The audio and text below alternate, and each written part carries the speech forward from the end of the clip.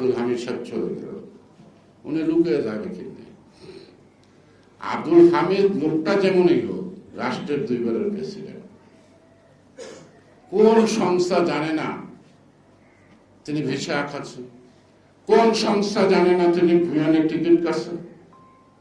কোন সংস্থা জানে না তার ফ্লাইট কয়টায়? আমরা আজ পর্যন্ত ঢাকার বাইরে বাংলাদেশের বেড়ে যেতে পারি না, সব তটস্থ হয়ে যায়। উনি ভিআইপি রুমে গেলেন, আমরা গেলে তো স্যার একটু বসছেন, মানে উপরে যোগাযোগ হওয়ার ধরে।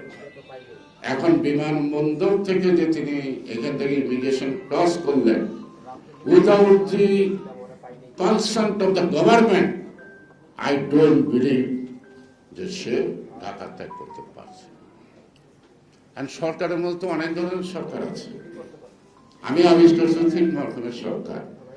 একটা ডক্টর ইউনূসের সরকার, আর একটা হলো ছাত্রদের সরকার, ওই সরকারের মধ্যে প্রতিনিধি আছে।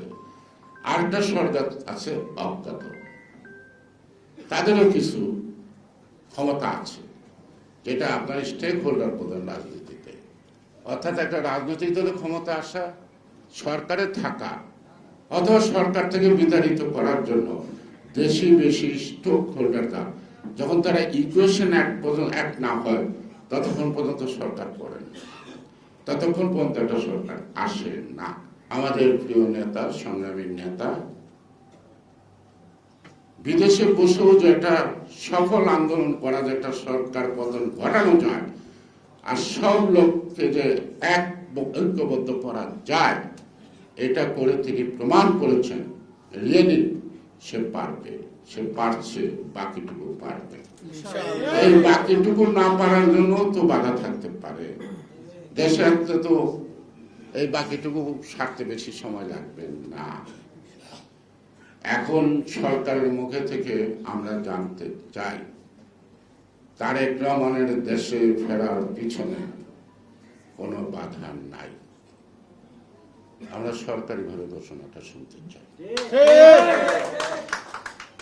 অনেক রেতি বিদেশ থেকে আনছেন না প্রয়োজনে, এই যে সংস্কার কমিশনের বিভিন্ন চেয়ারম্যান মেম্বার বানাইছেন, আনছেন না যারা বিদেশে থাকতো।